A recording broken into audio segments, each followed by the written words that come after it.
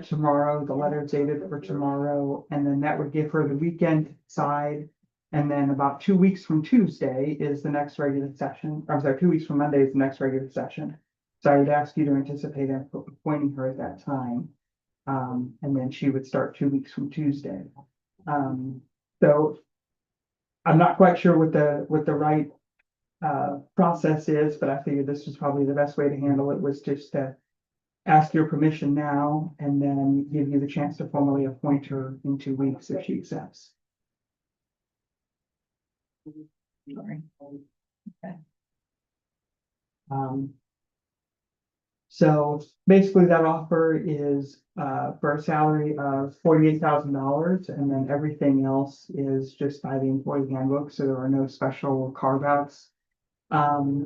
But she has asked for special consideration that we do offer her an ample Con Ed budget. She wants to continue to learn. And I think at that salary point, we have that in the budget. I think we budgeted up to 52.5, so there's a little bit of room there. The only concern she expressed was related to the vacation policy. That not having vacation time until being a year in was not competitive with other things that she was entertaining.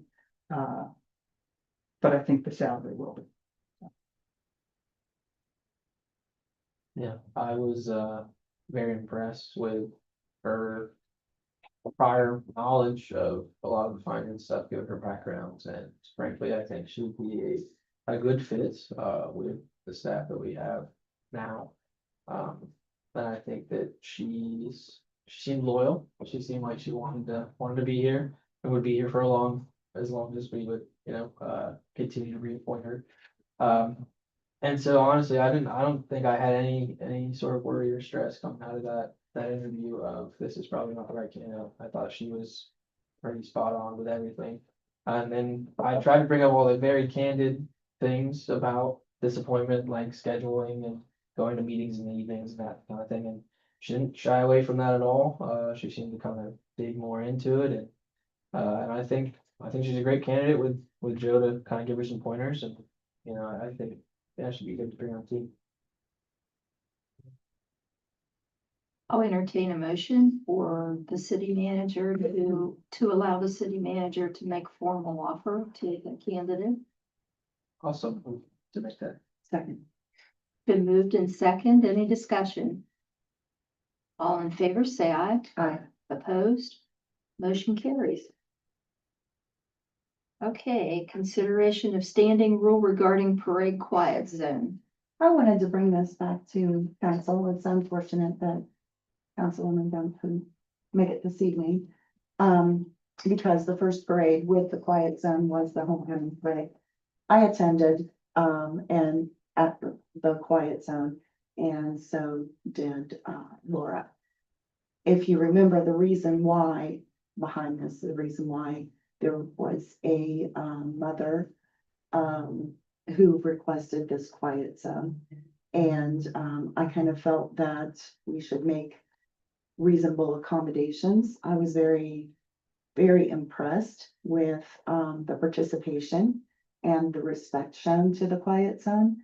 Also, I didn't really realize a lot of members of our community have problems with sporadic loud noises. For instance, hearing aids, they'll adjust to a high level of noise, but then they don't adjust back down.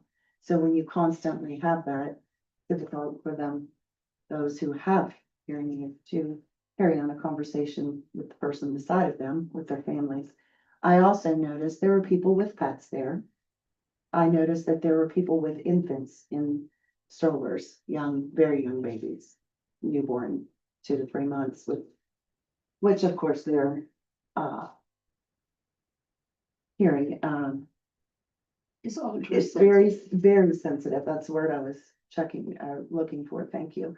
I was surprised at how many people were actually there and utilized this area. It was an eye opener, and I would like to have this area and it's there at Lively Park, so the fence is there. So young families have a barrier between the street and the sidewalk if they so choose to stand behind the fence.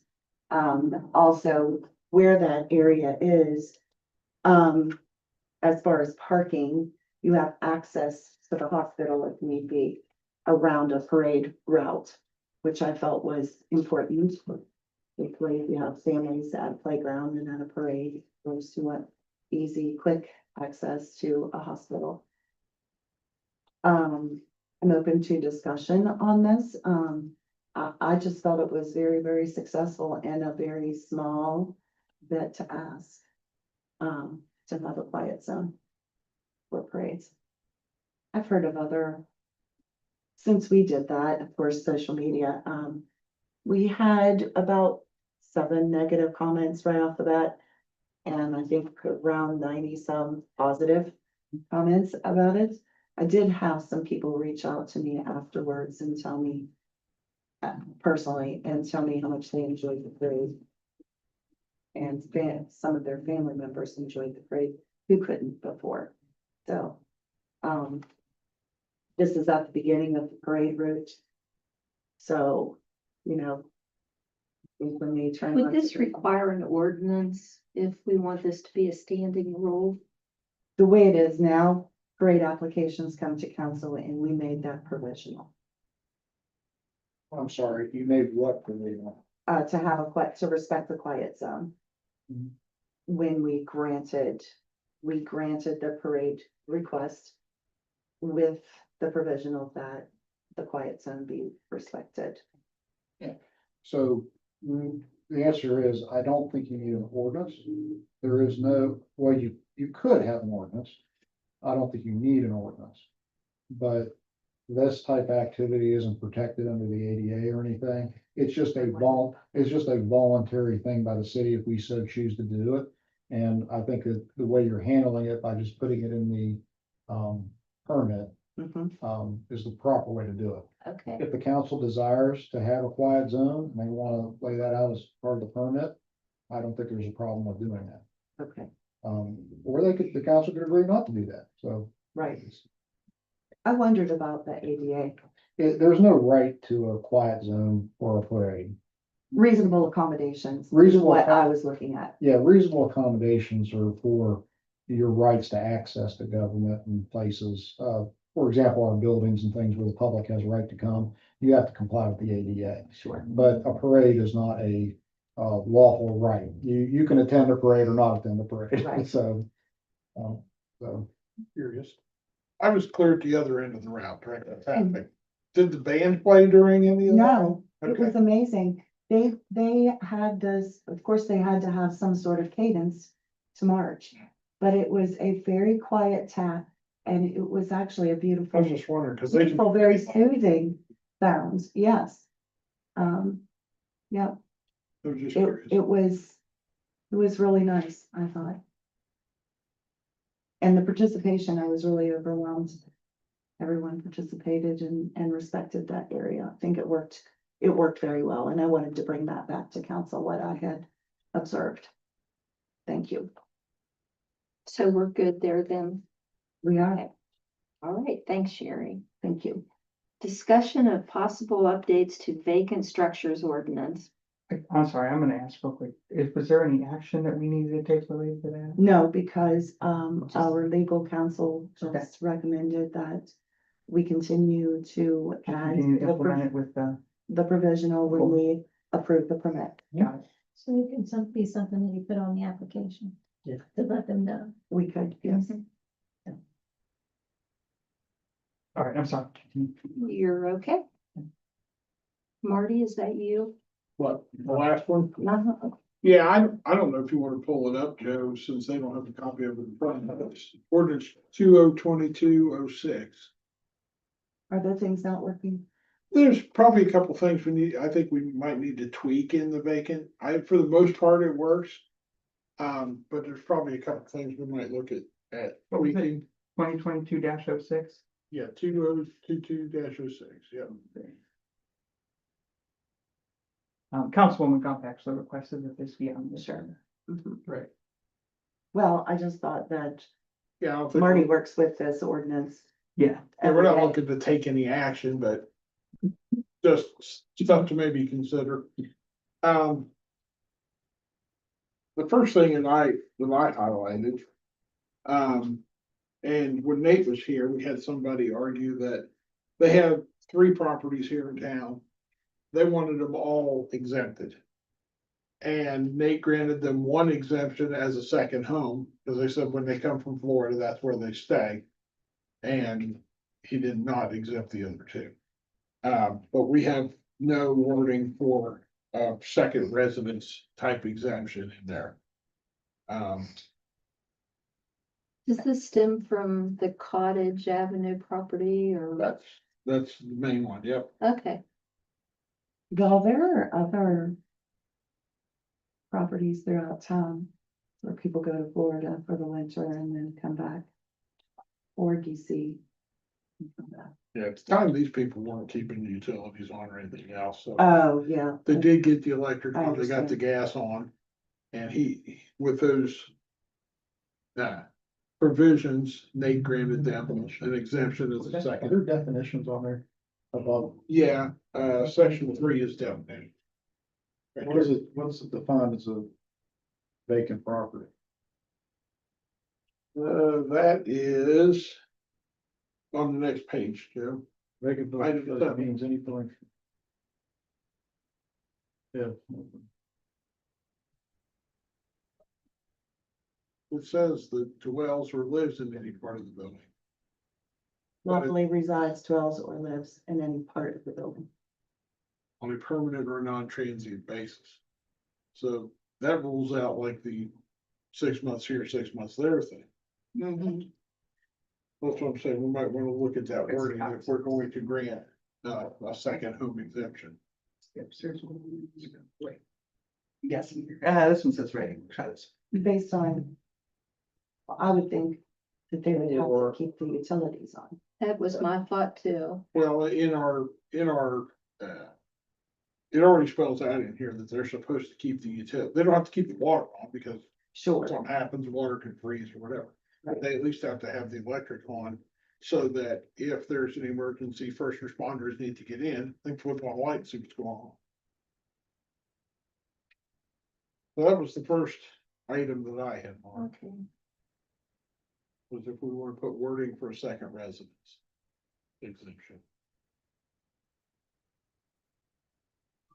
I would be curious, and maybe Sam, you'll have an opinion on this. Can we further describe what conducting a lawfully licensed business in this space looks like? Yes, I agree.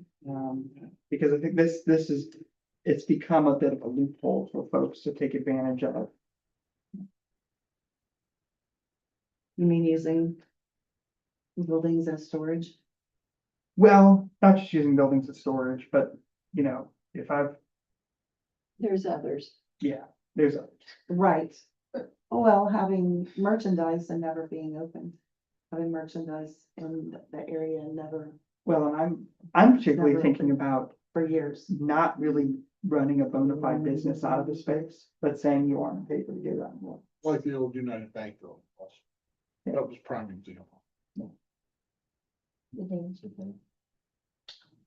Okay, I'm Did you have thinking others, the old Marty? Frank's Bakery. Not a whole lot, mainly those 2. We'll see if that would printer for some reason. And I'm a lawyer, but a vacant building, the building's deemed vacant if no person. Okay, so you have to add no person lawfully resides, dwells or lives. No person lawfully resides.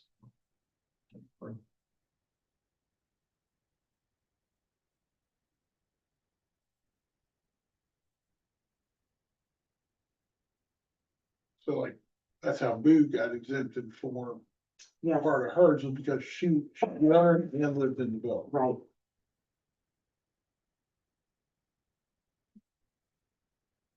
Does she still live in the building? Upstairs. Well, I think she just got moved to a facility. Do what? A facility. She's not, Is that right? yeah, I don't think that's my understanding. I think Joe has more on it. I think he talked to her daughter. She tried to call me back in September and I missed her call. I haven't heard from her since. She kept thinking that in the middle of the night, people were breaking in and they were running around upstairs in her Oh. apartment or above her apartment. But to She's do that, already they on would the have, floor. well, she's on the second floor. She thought they were up above her. I see. And they would have had to come in the side door and right past her door and everything else to get there. you know? And it was investigated several times by the police and there was never anybody there. The doors were locked. She's just imagining things. Yeah. It's fine. So this house we're talking about, the people in Florida, Mm-hmm. it's like my parents have a house in Florida, they go back and forth. All these people do, they winter in Florida and come back in the summer. Some They people don't- do, not that particular. They case, don't, I they don't live here during the summer. They come here once or twice a summer. And they're here a week or so and then they're gone again. Okay, so they're not using it as a residence. No. And there are other two properties that they have here. A couple of times they've got building permits to get them exempted from the vacant fees. And then they don't do a single thing to. Okay, That was gonna be another point I was gonna bring up is when we talk about a building permit to exempt them from it, they have to show some kind of progression. They can't just, Because there are others that are getting. Yeah, they that can't- way Too. yeah, it's cheaper to pay $35 for a building permit that lasts 6 months than it is 2 quarters worth of vacant fees. Right.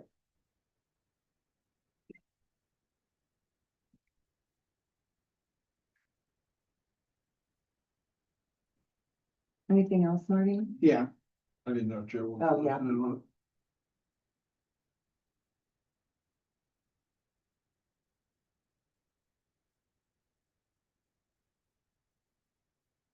You know, I'd mark some things and then I go back, I get back 3 or 4 pages, like, oh, my engineer's like, it's scribble out. Well, was 2022 when we passed this ordinance, so we have a few years of experience now. We know what works and what doesn't work. Well, like zoning, it was time to take a look at it and say, do we need to look at changing a few things? Right.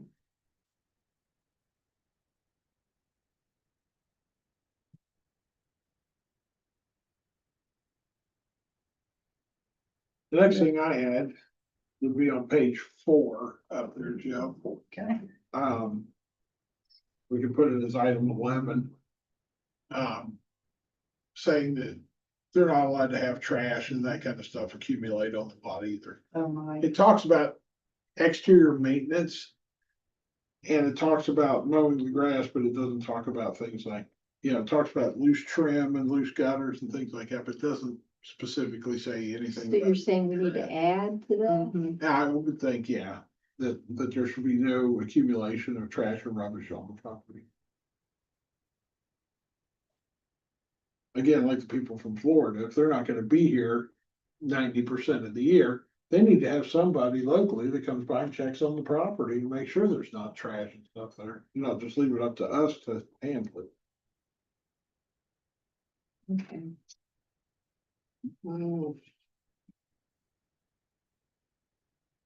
Then on page 6. B1. It talks about demonstrating to the city manager for his ability to suspend those fees for 60 days. But a building permit allows 6 months. So again, that's where I said I was gonna mention that we have a few people that would get a building permit and then do absolutely nothing. So.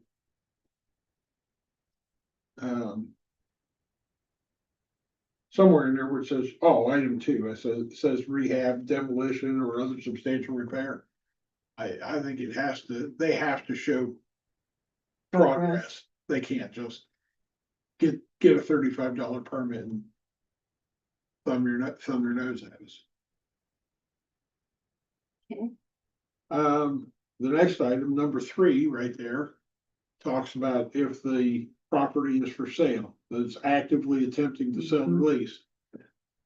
And we've had some people that go to Walmart and they get a for sale sign for 35 cents and they stick it in the window and say, don't charge me anymore, it's for sale. Or they go on Facebook and say, I want $487,000 for that $50 house. Mhm. That's for sale. If somebody pays me for that much, I'll take it. So do you think we need a time limit on it? Well, I think there ought to be maybe a time limit, because if a realtor lists that, they're probably gonna write a 120-day contract or something, right? Right, Kathy? 90 or 120-day contract. Mine is from, But maybe it ought to say that it has to be professionally for sale and not just, Your thoughts? to have it. I don't know, I mean, you yourself can put the house on Zillow without a realtor. Sure. So if it's publicly listed within it, but who's to say what a reasonable dollar amount is? Well, even if it's not publicly listed, I feel like someone has the right to sell their own property if they Right. want to. They Yeah, do. so that's You're right. That's having a hard Well, press there. Yeah. there's a property downtown here that Chris Tenney owns. Right. It's been empty as long as I've been in this position, but he gets exempted because he has a for sale sign in the front window. Right. Whether he's had offers on it or not, I don't know. Yeah. You know, he doesn't part with any of that information, but Sure. he's avoided vacant fees that way. So what can we do? Anything? If something's listed on Zillow or Realtor.com or whatever, that's kind of a national program, but you know, a for sale by owner in the yard, they might be dead serious about selling it, but again, they might not. Once again, how many years? Can we not put a time limit on Wow, that's a touchy subject there. How do you? it? 4 years? I mean, this property's been for sale for 4 years. At least, right?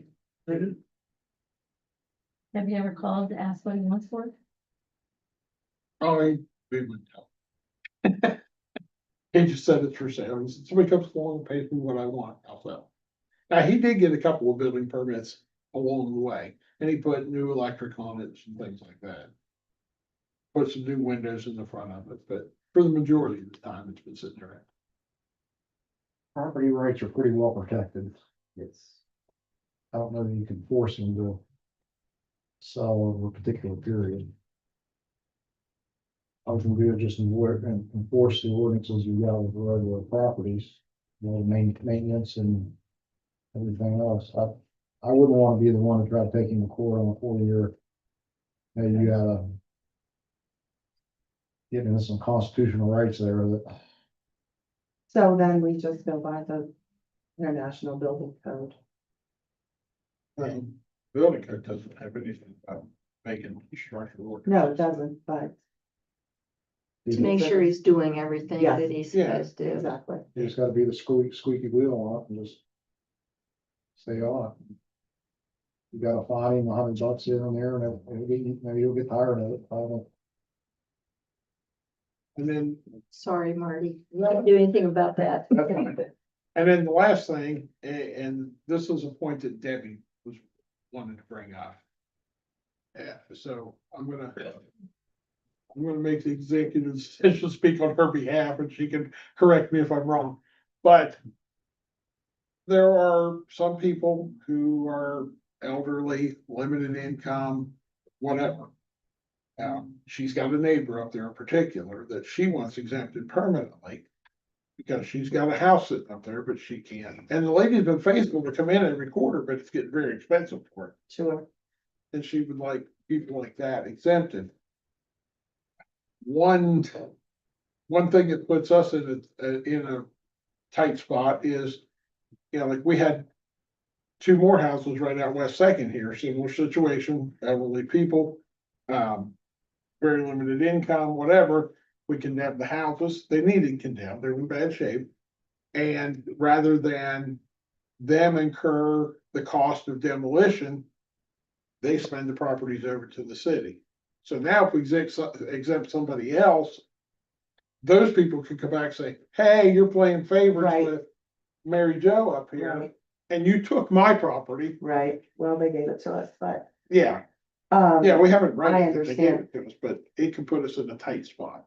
I'm not in favor of exempting anyone. The reason why we put this ordinance in effect to begin with, if we remember, our goal was that we had a lot of empty buildings, a lot of people who lived out of state owned these buildings, did nothing with them. They were a detriment to our community. And we wanted to see some movement on these properties.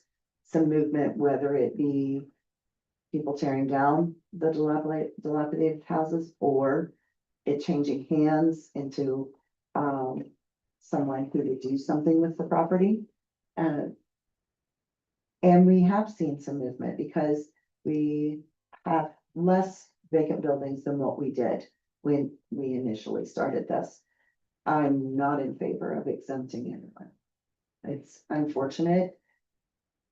But we have already set precedent on this thing and. The options, I think, at this point for. A property owner would be to sell the property. This particular lady, she doesn't wanna sell it. And she mows, she's 92 years old or something, she bush mows the lot and all that kind of stuff. It's just she's not able to maintain it, you know, the windows are rotten, it's starting to fall apart, part of the gutters fell off, the porch roof is falling off of it, it's. You know, it's not been painted or sided or Right. anything in years, so Which is why- eventually it's gonna fall down. Which is why we ended up with so many dilapidated houses. So this is a prime example of why we created the ordinance, But that's, unfortunately. I anticipate if there's further discussion, that Debbie's gonna Sure. approach that Sure. subject. Stephen, you have thoughts? I wholeheartedly agree with Sharon.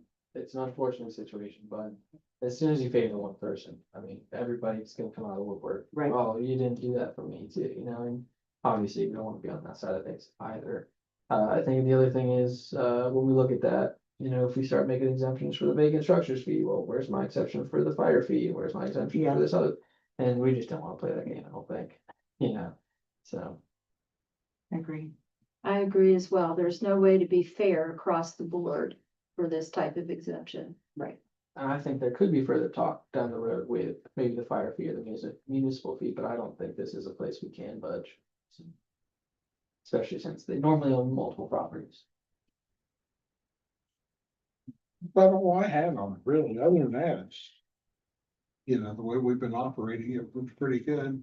We, at the beginning of each quarter, when we send out the bills, we get a flood of the ones who will pay. And we've got tons of liens against the ones who won't. So Sam, is this where we ask you to work with Joe on coming up with language to revise the ordinance? I'd be address happy to those work with issues? Joe on anything you wanna assign me to work with Joe on. As long as he gets more of those gray pieces of paper. Sure. Marty and I will work on some edits, we'll bump them over to you. Yeah. For feedback. Yeah, I think the most economic way of doing it is have Marty and Joe work on what they propose, have me just review it. and Okay. go. Well, if there is any language that you want to change to and alter, I think that would be totally. Yeah, and what I have been doing, just so you guys know, is when Joe has presented me with things on ordinances and things of that nature, I look at for changes. I have, because of my work with other municipalities, their ordinances and how they did things, and I do look at those and compare them and see what other people are doing. And sometimes there's additions, sometimes there's not. Sometimes what we're doing is better than what somebody else is doing. So, Good to hear. I correct me if I'm wrong, I think our vacant structures ordinance was largely dovetailed off of Wheelings, is that right? I think it was. I can't I remember. don't know. if it Yeah. was. Okay, we're good on that one. City manager report. All right, Thank you, Marty. while I'm thinking of vacant structures, you should know, if Marty hasn't already said this, that, we've received word from the state that the tear down money is gonna come to a stop. We think we're in the last The grant REAP cycle. grant. The REAP grant's gone. The REAP grant is going away. We thought it was gonna become a matching grant. The latest communication from the state is they're not gonna fund it again. So the good news is, what I told you earlier, Mary, we've got about $63,000 in the vacant structures fund. So while we've been using that grant, we've built up a little nest egg, and because we're in the later quarters, it grows faster now than it did in the beginning. So there's a little bit of money there to keep doing demolitions, and we'll get to keep doing that, but it's unfortunate to hear that the REAP grant has ended. It is. But we're gonna have meetings with other communities, to try to figure out what other grants can fit the need. Is it just because the money isn't there or, It was like ARPA money, it was COVID money. oh, okay. Yeah, they were filling it using federal dollars. And the time has come to decide whether or not they want to use state dollars to keep doing it, and There's also no more ship or cemetery grants either. are there? Yeah. She said, not at this time. What is our current inventory of houses, vacant, dilapidated houses? After we get these 11 down that we're in the middle of now, I need to go through it again, but there's probably 10 to 12 more that need to be torn down, so this will make 72 when we get these done. We've been busy. In basically 2 years, Yeah. because we didn't get any funding the second year. We got the first year, they skipped us, and then we got this year, so. Wow, Marty's been busy. So I don't think we'll be able to finish the list with $63,000, but we can, I don't know, but- we can keep. And we always wanna keep a little bit in case there's a fire or something like Right. that, that we have to Have to step board in. something up. Yeah, that's wonderful. And these are all properties we've been leaning on too, right? Oh, yeah, yeah, they've all.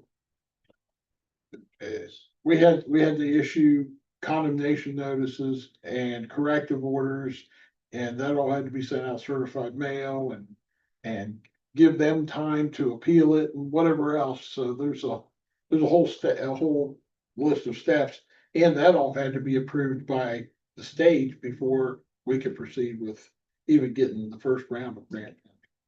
But then, yeah, so after that, we billed them for the demolition fees, and if those fees went unpaid, it usually did.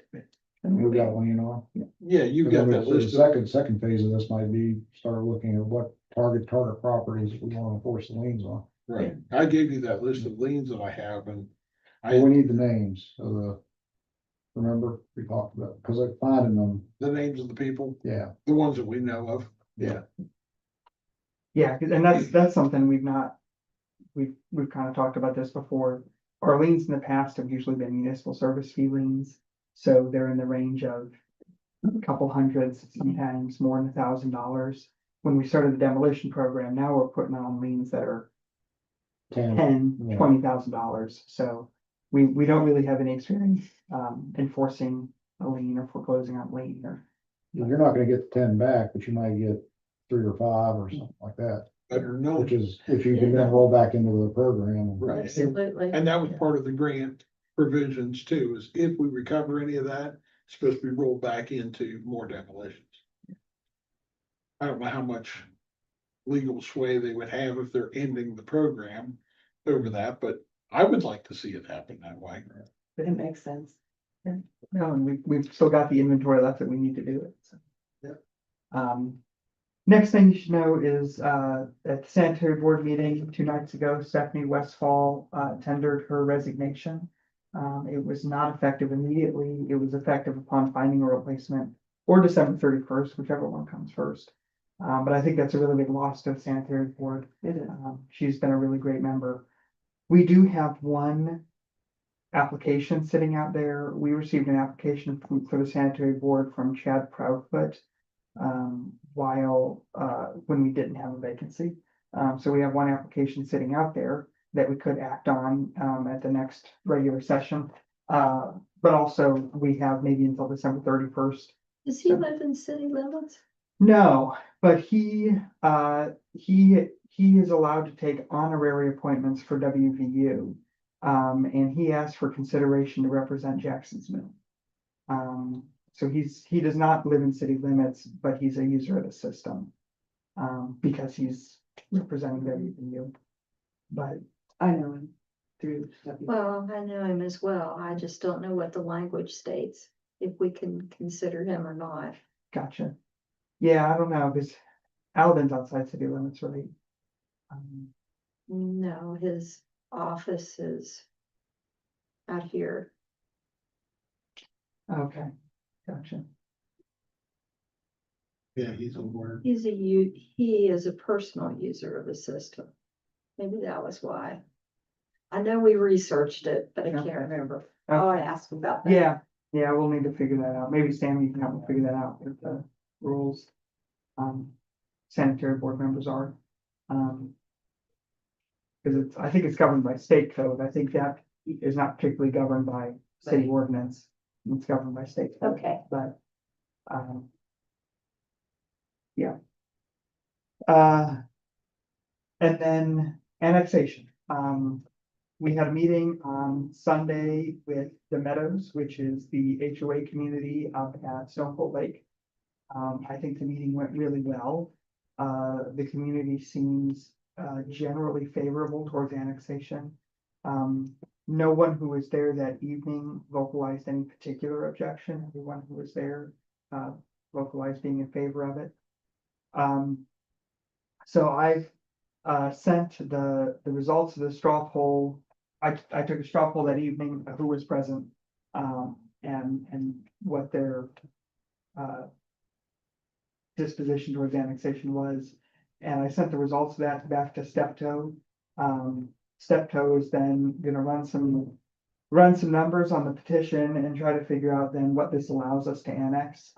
It's just as a reminder, what we've talked about then, if I recall, is we'll be annexing the Meadows, and then that also gives us an opportunity to annex some area of commercial 33.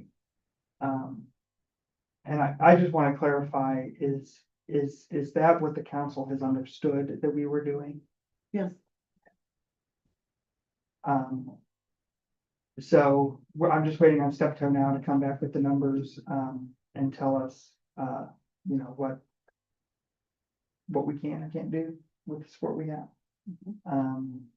I think maybe we ought to take that a little bit farther because I was confused. Okay. I thought that we would be looking at an area like to go from the current city limits on out to the Meadows, and we would be polling everyone or all the businesses in that area to see if they had an interest in annexation.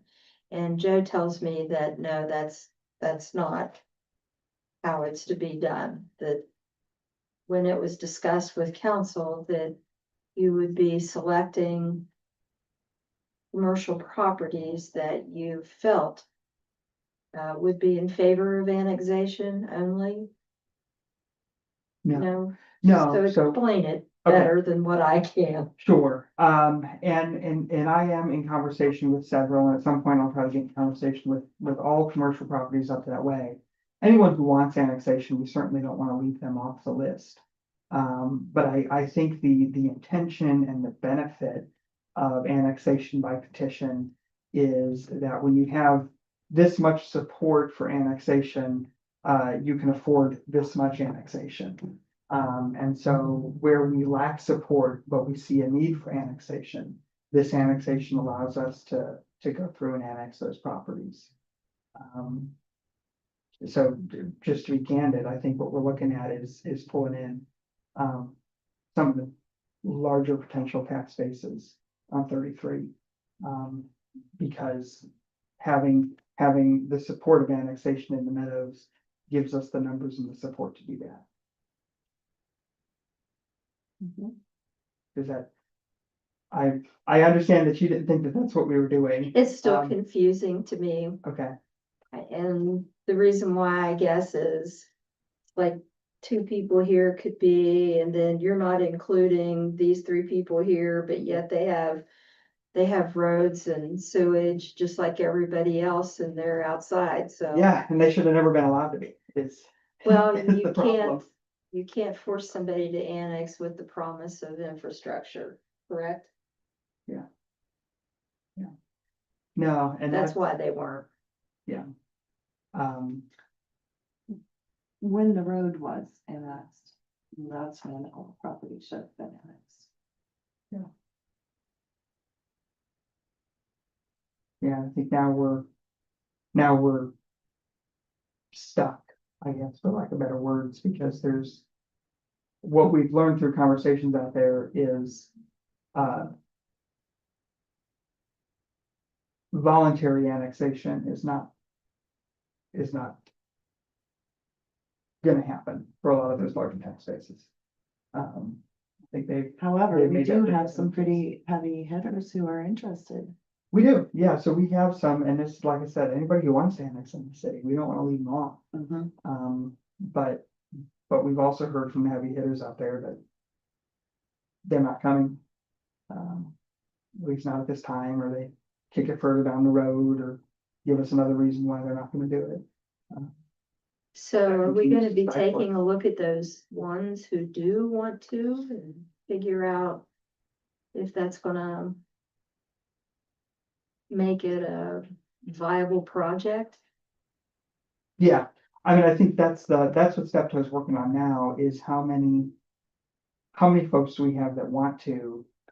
But just to be candid, if we only annexed folks who wanted to, then we shouldn't annex, because, there's not enough tax base at the Meadows to make up for the cost of annexing the Meadows. It's gonna be a very expensive annexation. Or the cost of services. Yeah, well, and that's what I mean. I mean, we're talking about we're basically gonna need, I mean, when we pick up an obligation to provide for sanitary sewage, that's gonna be a big obligation on the Weston Sanitary Board. To provide for something out there, because they are in a bad way. And it's gonna be an expensive way to fix. But then also, you've got, those roads that we're gonna have to provide for, and in conversation with Mike, the only way we're gonna properly provide for them in the winter is basically to have another plow truck, another salt spreader, another person on staff to do it. And then also, there's at least one road out there that's not paved at all. And then there are some roads out there that are paved that, we've seen dips in the past, or we've seen evidence of, engineering failures. So I think, I mean, I don't wanna say it's a ticking time bomb, but I think some of those roads are gonna need substantial, They need attention. yeah, they're gonna need substantial attention. So if we were to only annex those who want to be annexed, the tax base isn't there, for us to provide for them. And we'll get to go over that list whenever Steptoe and Johnson put I that think together. I think we're making the list. I mean, they might come back with a list and say, this is what we think you should do, but I think what they're working on right now is just the numbers of, this is what you can do. I mean, it's basically gonna become a discussion of, you've got 25 tokens, and this parcel costs 3 tokens, and that parcel costs 10 tokens, and what do you want? Yeah.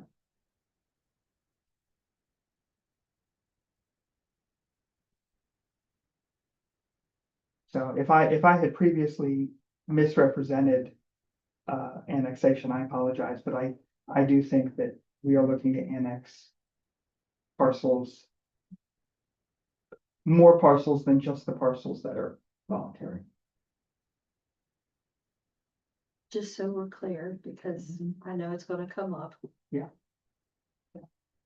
Stephen or Sherry, do you have any questions about that? I do not. Are you still comfortable moving forward with this project? Yeah. Also. Have anything else? Just a real quick note about staffing. So, Kathy sliding over into the city clerk role. I think what I'm gonna try to do, is take one of the full-time roles that we have vacant on the city side, cut it into a half-time role and combine it with the half-time role that the sanitary board has vacant. And I talked to them about that Tuesday night. I think it's good for both parties, especially as we're moving towards greater cross-training. So basically we'll have 2 half-time FTEs, down in billing, that are combined to make 1. And I think it also saves us, it does save us a little bit of money on the city side. But then I think long-term, we're still looking at needing to hire possibly the assistant city clerk position. But I think my intention right now is to slow walk it a little bit, because we're just about to add a finance manager to the mix. And so, it's possible that we have the support we need in the building and we just need to figure it out. And, we just need to make sure that everybody has a healthy work-life balance coming out of that, I think. So I think that's one of the biggest needs for an assistant city clerk is, the city clerk's tendency to work an ungodly amount of hours if she's unsupported. So. I'm gonna make sure you don't do that. Any questions about anything with city staffing that's going on? No. Nope, I don't have anything. Seem, do you have anything you need to discuss with us? Ma'am, Before we adjourn, 2 things. First, the Mike asked me a question about the sidewalk ordinance and whether it indicates clearly that the owner has responsibility to upkeep the sidewalk or the city. I know we've had this conversation in the past. I know we talked with Nate about getting like the curb, whatever for the sidewalk.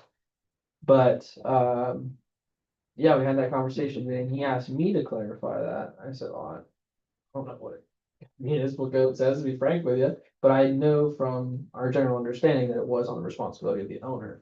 So I just wanted to look into that and, The building code and the property maintenance code spells it out specifically. okay, I just want to make sure, because he asked me, I was like, oh. Yeah, it's- It's on the owner, but I think that what we have discussed and sort of come to the understanding of, is it's on the owner.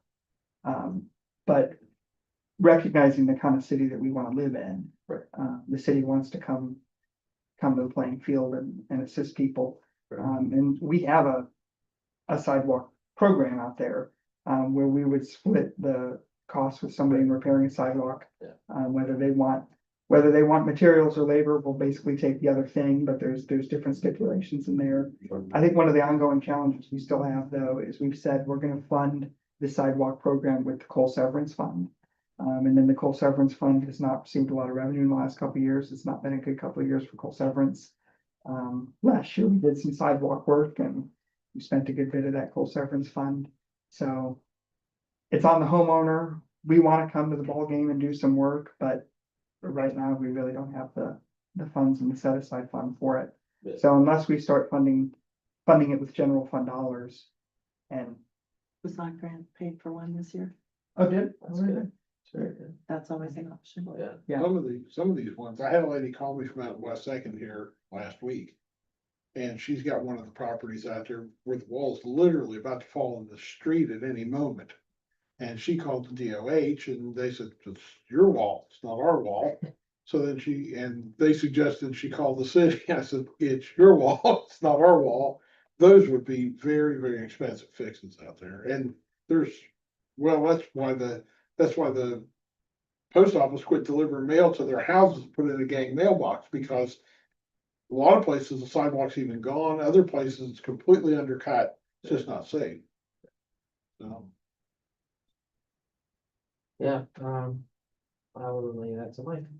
And then the other thing was, there's been a change in the policy at work, for federal employees and holding public office, even a nonpartisan office, which essentially states that we cannot hold any office. That being said, I am challenging that because I can and I want to, and yeah, I don't think it's right. So, we'll see what happens, but my current understanding is that I cannot renew the approval, which if that's the case, then I could potentially continue office until July, I think, is when I was first elected. So I think I can go through another year since I was approved by the security division at work in July of this year again. So presumably could have another year, could also be tomorrow. I don't know. So, I'm gonna do what I can while I can, but yeah. Well, thank you, Stephen, for Yeah. trying to stay on. I just think it's wrong in general, but yeah. But yeah, so I just wanted to bring that up just in case, something did happen. I shouldn't get killed over it, but you never know. You never know. Just know the right people to blame. So. Stephen wants you all to know he's not suicidal. Yeah. Okay, I'll entertain a motion to adjourn. Yeah, I'll move to adjourn. I'll send. All in favor, say aye. Aye. Motion carries.